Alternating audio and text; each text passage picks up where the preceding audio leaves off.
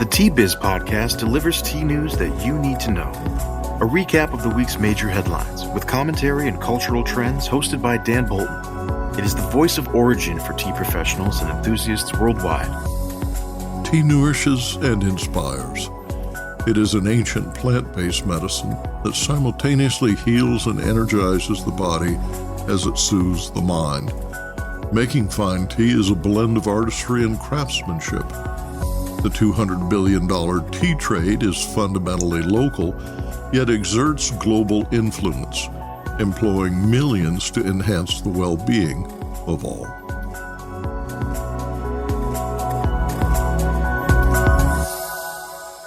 Hello, everyone. Here are this week's headlines. U.S. tariffs loom ominously over the tea trade.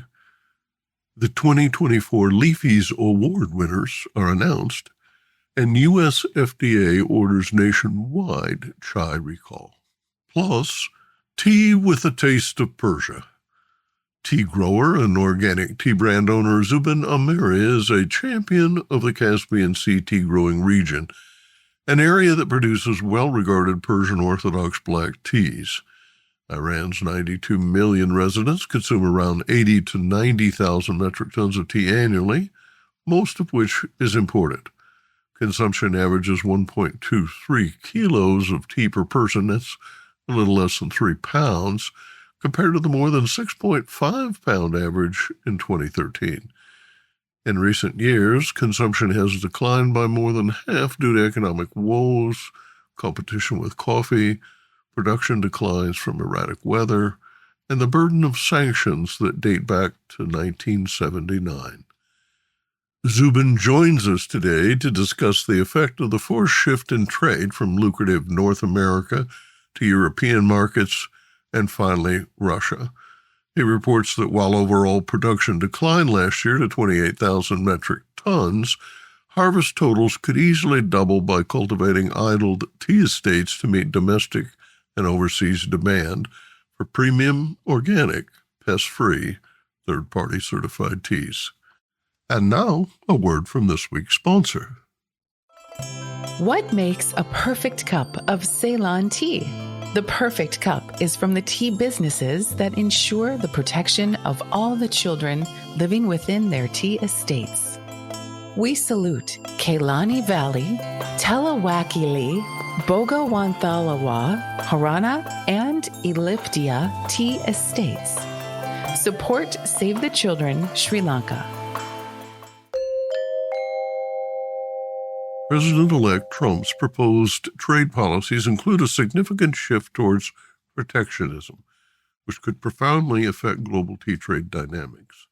3 key aspects of his trade agenda include universal tariffs. Trump has proposed implementing a universal baseline tariff of at least 10% on all imports with higher rates for countries engaging in unfair practices. This approach encourages domestic production but may increase consumer prices and risks potential retaliation from trade partners. Targeted tariffs on China. Trump has further targeted China with a threatened increase in tea tariffs, currently at 15% on tea, to possibly as high as 60% on Chinese imports, aiming to reduce the U.S. trade deficit and address concerns over China's trade practices. Such measures could escalate tensions between the world's 2 largest economies, potentially leading to a trade war. Finally, restructuring trade agreements. The president-elect said he intends to renegotiate existing trade agreements to favor U.S. interests, potentially leading to increased tariffs and stricter trade terms with Mexico, Canada, and European allies. This could disrupt established supply chains and affect global markets. In September, the Tea Association of the USA firmly pressed the Commerce Department for relief from tariffs imposed during Trump's last term in office. Quote, "Due to the disproportionate economic harm these tariffs have had on the U.S. tea industry and U.S. consumers, our recommendation, once again, is to remove black and green teas, instant tea, and tea extracts from the product lists," end quote. Association President Peter Goji writes, quote, "Our position regarding tariffs on tea remains unchanged," end quote. In 2019, first tea marketing director Jason Walker testified at congressional hearings on proposed tariffs. Quote, "It was our position then, as now, that these tariffs would hurt U.S. tea businesses and consumers more than China's tea industry," end quote. Walker explains that Chinese exports to the U.S., quote, "are a drop in the bucket," end quote, compared to domestic consumption and other trade partners. In the U.S., Chinese tea imports represent about 20% of total tea imports for consumption, comprising 30% of all organic certified tea imports and 30% of all green tea imports. Walker writes that these include uniquely valuable specialty teas produced nowhere outside China. This could be catastrophic for small and medium businesses that offer specialty tea. It would be similar, he writes, to telling dedicated wine customers that their favorite French wines are no longer within their price range and expecting them to be satisfied with Australian wines instead. According to the Consumer Brands Association, food and beverage prices and inflation are expected to increase with tariffs, as tariffs are, quote, "paid by U.S. consumers and by U.S. manufacturers," end quote, not by foreign nations. Despite the likelihood of increased inflation and higher food prices, most U.S. consumers, 56%, favor Trump's tariffs, according to polling reported by Ipsos. In 2018, China retaliated when the U.S. imposed 15 to 25% tariffs by imposing 15 or 25% tariffs on U.S. goods, including pork, fruit, and tea nuts. The UK Tea Academy and Fortnum & Mason Tea announced the winners of this year's Leafies, a global competition to recognize excellence in tea production and retail.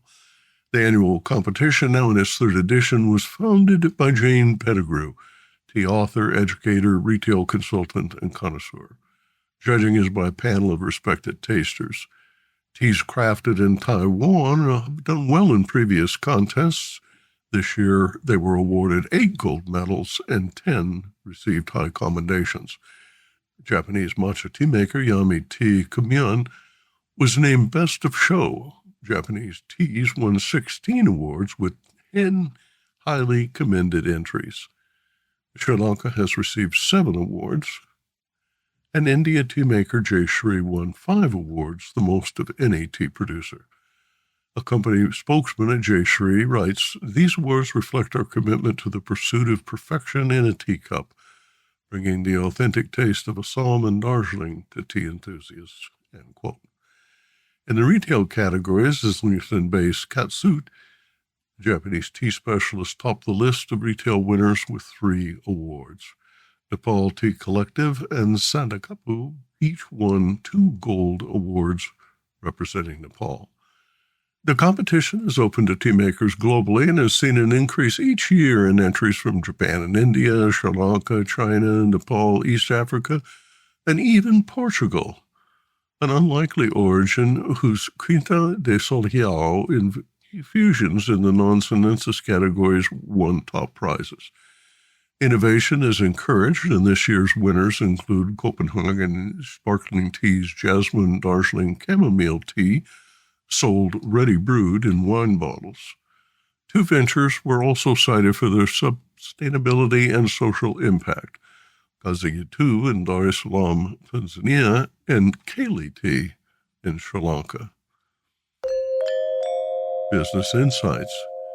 The Academy produced a lovely video narrated by Will Battle, who describes the judging process on YouTube. You can find a full list of winners at the UK Tea Academy-owned website, theleafies.co.uk. The U.S. Food and Drug Administration announced a, quote, potentially hazardous, end quote, voluntary recall of batches of Oregon chai. Manufacturer My Chai, based in Bend, Oregon, reported potential risk stemming from pH levels above 4.1. The Class 2 advisory indicates temporary or medically reversible adverse health effects. The probability of serious health consequences is remote. The recall is ongoing. No quantities were revealed, but distribution of the chai in half-gallon jugs is nationwide. Batch numbers reveal manufacturing dates in 2021 and expiry dates in 2023 and 2024. The company has asked retailers to remove 10 suspect batches. Consumers may qualify for a refund from the merchant where they purchased Oregon chai. The official FDA notice advises that lowering pH in foods increases the effectiveness of an organic acid as a preservative. Chai has proved problematic with previous recalls in 2022 by Chai Box Tea. And now, a word from this week's sponsor.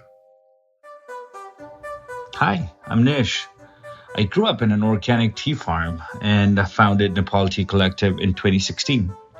Tea is not just a beverage for me, but a catalyst for social change, sustainably empowering hardworking artisans like my parents for the past 30 years. I'm on a mission to make the whole world aware of the goodness of Nepali teas and the good that comes from supporting growers in this remarkable land. If you haven't tasted Nepali teas yet, you're missing out. Our award-winning teas are making headlines. Find out why. Visit Nepal Tea Collective's website to get a free sample of this extraordinary taste of the Himalayas. That's nepalteacollective.com. Or just send me an email at nish, Nish, at nepalteacollective.com. Cheers.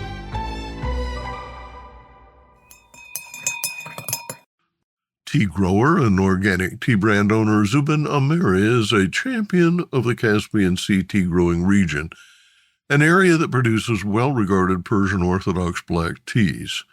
Iran's 92 million residents consume around 80 to 90,000 metric tons of tea annually, most of which is imported. Consumption averages 1.23 kilos of tea per person. That's a little less than 3 pounds, compared to the more than 6.5-pound average in 2013. In recent years, consumption has declined by more than half due to economic woes, competition with coffee, production declines from erratic weather, and the burden of sanctions that date back to 1979. Zubin joins us today to discuss the effect of the forced shift in trade from lucrative North America to European markets and finally Russia. He reports that while overall production declined last year to 28,000 metric tons, harvest totals could easily double by cultivating idled tea estates to meet domestic and overseas demand for premium, organic, pest-free, third-party certified teas. Zubin Amiri is the CEO and founder of Zubin Organic, an Iranian agribusiness that produces tea, walnuts, oranges, raisins, and wild pistachios. He's the fifth generation to manage the family-owned business, which was founded in 1898. Zubin has been a member of the board of the Iran Organic Association since 2008 and serves as vice president of the board of Bio Co-op of Iran. He graduated cum laude from the Kogad School of Business at American University and holds a degree in French Studies at École des Roches, as well as a degree from the Institute of La Roche in Switzerland. More recently, he studied Global Sustainability Management at UCLA. Welcome to the podcast, Zubin. I wanted to, first of all, express my appreciation towards your decades of putting time and effort and love into this industry and creating this awareness for farmers, for producers, for brand owners, traders, and your work deserve this appreciation. Thank you, Zubin. What are the inherent characteristics of Iranian tea? You know, Iran is famous for many agricultural products, pistachios, saffrons, even a variety of fruits, apples, citrus. And it's such a vast country with different climate zones. You know, we have about 11 climate zones out of 13 climate zones in Iran.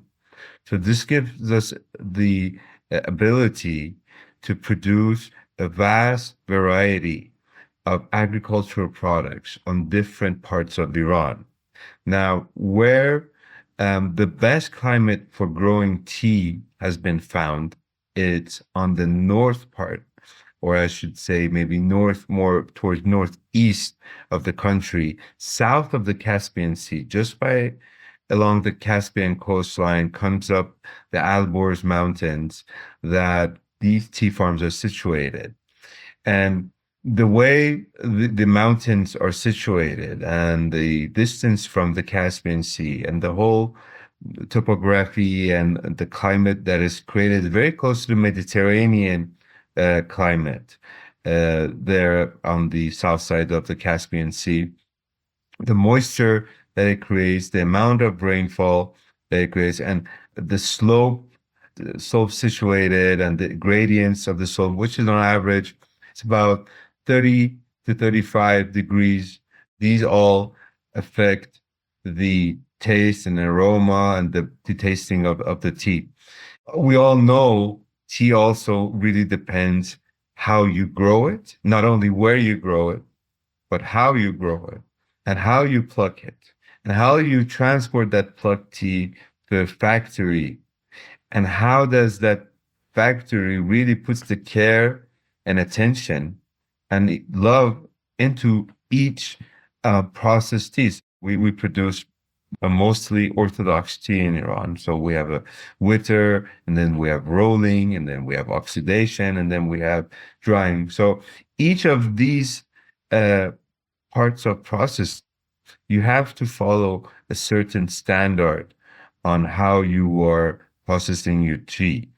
And in the 80s, Iran's tea industry went from a more traditional processing method to a more mass production machineries and processing.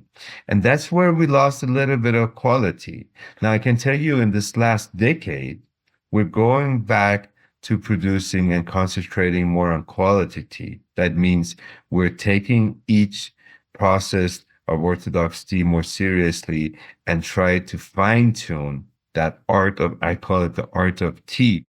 How you process your tea is very important on how you get those extracts on the taste notes.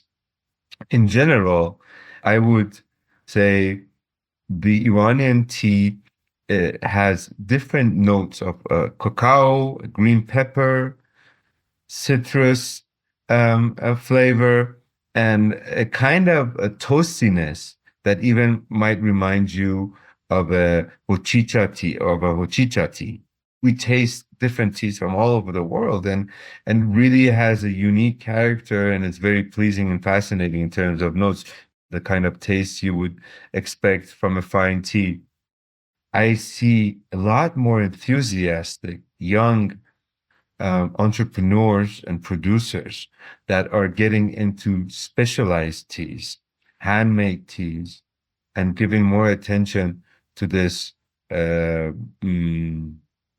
delicate process of making teas. So that's why we were seeing a lot of good teas coming out now, more higher quality rather than the old strategy of only mass production tea. So I'm glad that we're seeing that has been changed over the years.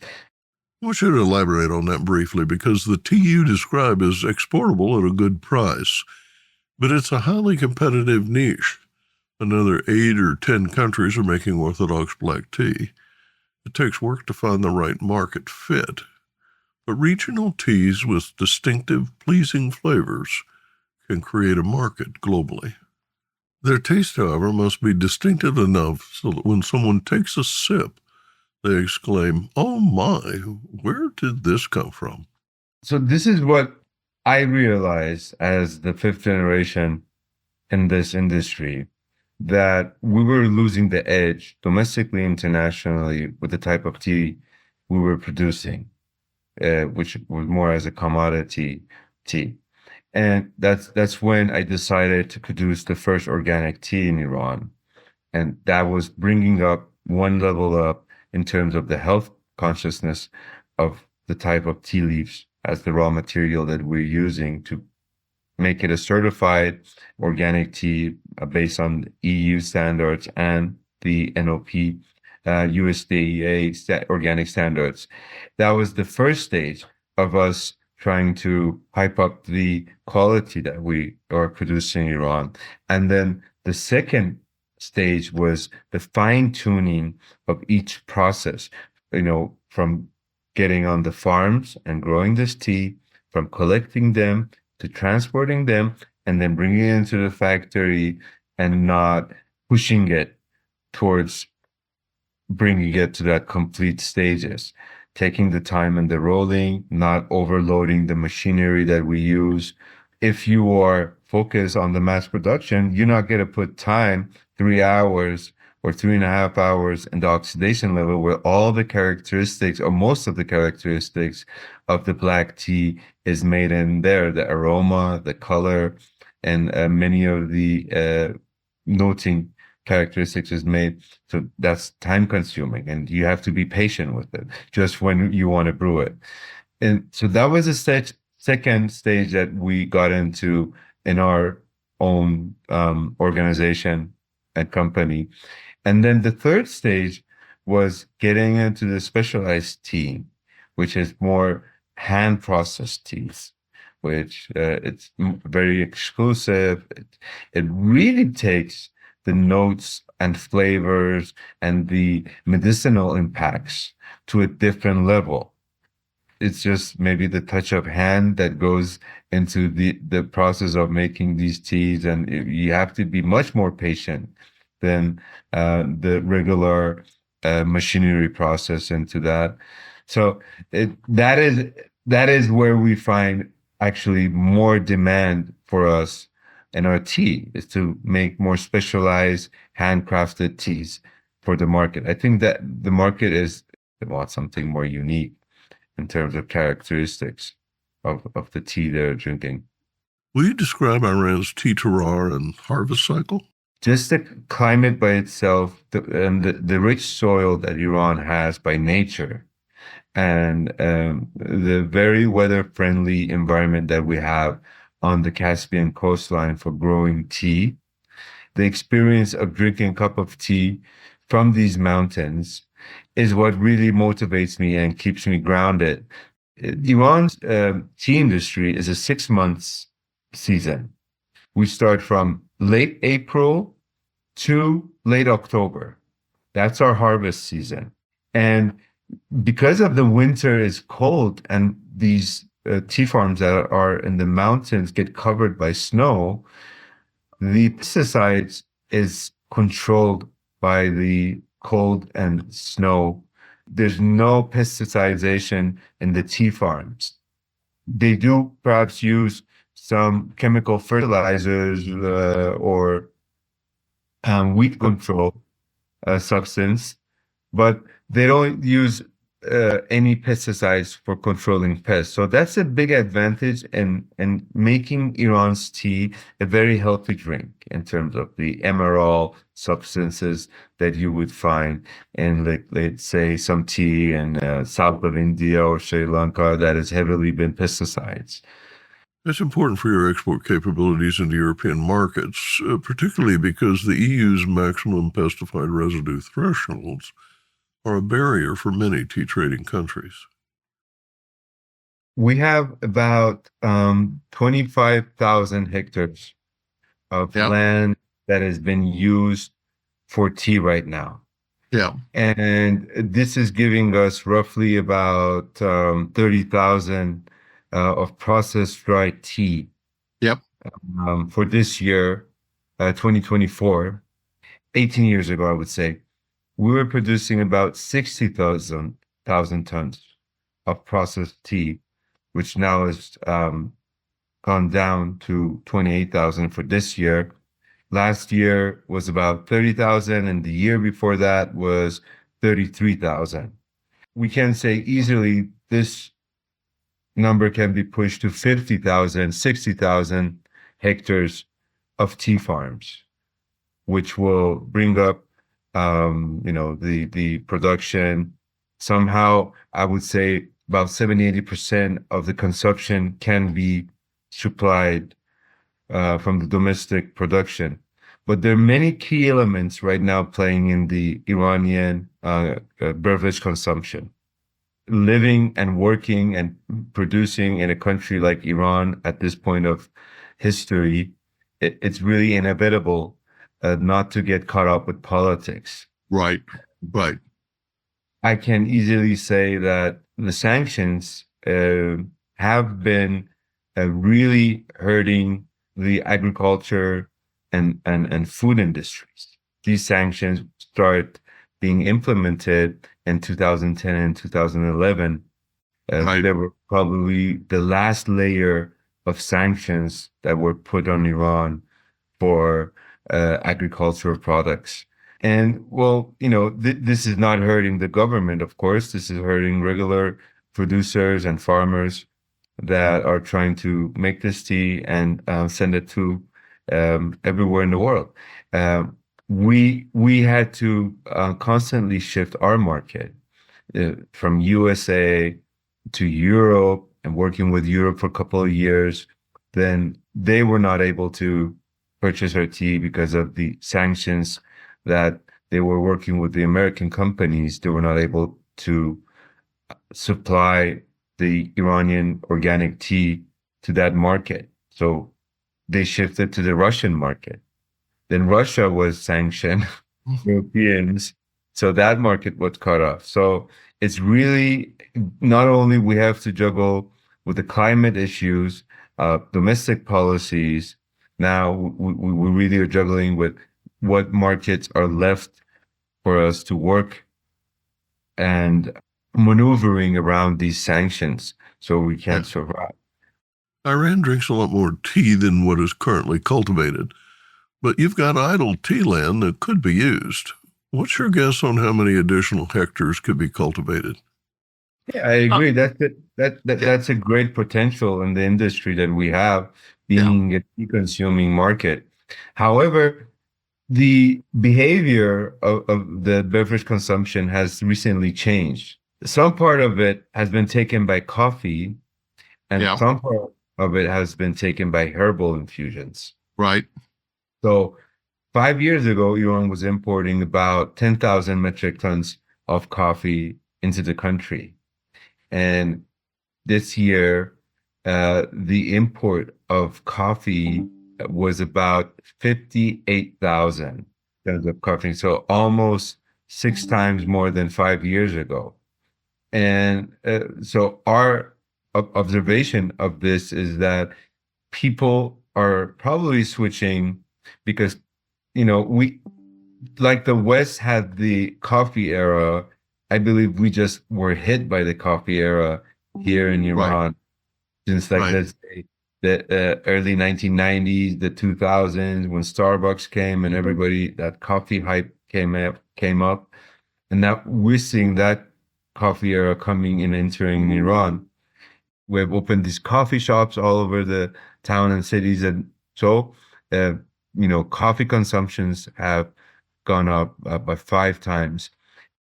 Tea is still a number one drink in Iran, make no mistake. In the 1990s, we had a change in type of expectation and tea that we were producing. So we got familiar with scented teas, like, bergamot flavors, which are chemical flavoring to the tea. So that's where the consumption went towards these kind of imported teas. But in the last, again, 10, 12, 15 years, we see a switch again.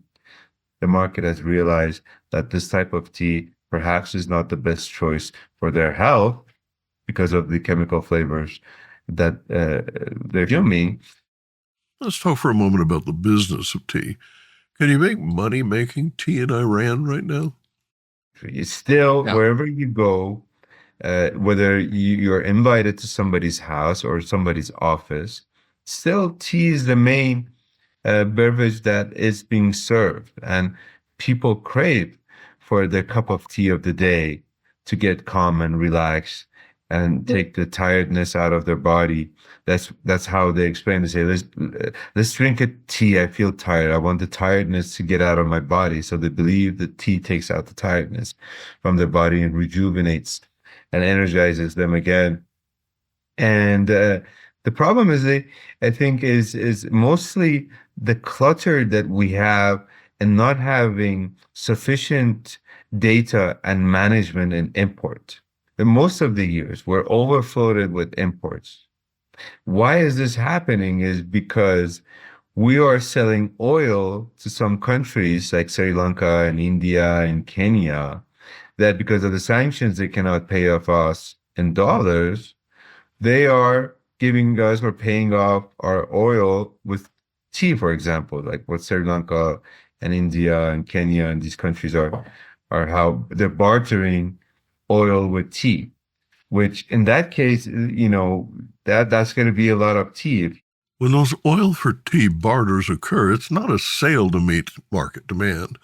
Auction brokers don't assess the quality of each lot, and buyers don't know precisely what they are getting. Meanwhile, arriving containers pile up quickly in the warehouse. It's been a tough ride. I have to be honest, it's not so hard taking it in a couple of years, like let's say 1 or 2 or 3 years. When this gets into a 15, 20 years battle and you just are surviving in that environment, right. It's not an easy situation. The question of shutting down a tea farm was never an option. So we had to continue and get through these new governance that was being imposed and being created either by international policies or the domestic market. It's been very challenging, but again, we say what doesn't kill you only makes you stronger. There's a good future for the Iranian tea to come to be noticed in the world. That's my main optimistic view and really what is taking me forward every day. And while this is happening, we are working on fine-tuning that mastery of art of tea making. When there's a will, there's a way. Doing business in Iran has an extra cost to it. When you have to go around the sanctions, you're not doing anything bad. It's just you want to sell your tea. We're eager to open these channels and have this fascinating tea to our tea lovers, to all these tea lovers around the world.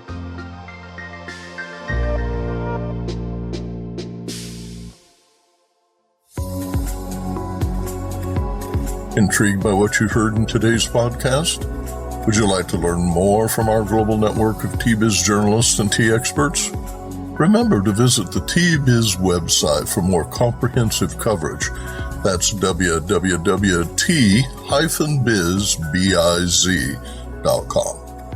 Thanks for listening. Farewell till next week.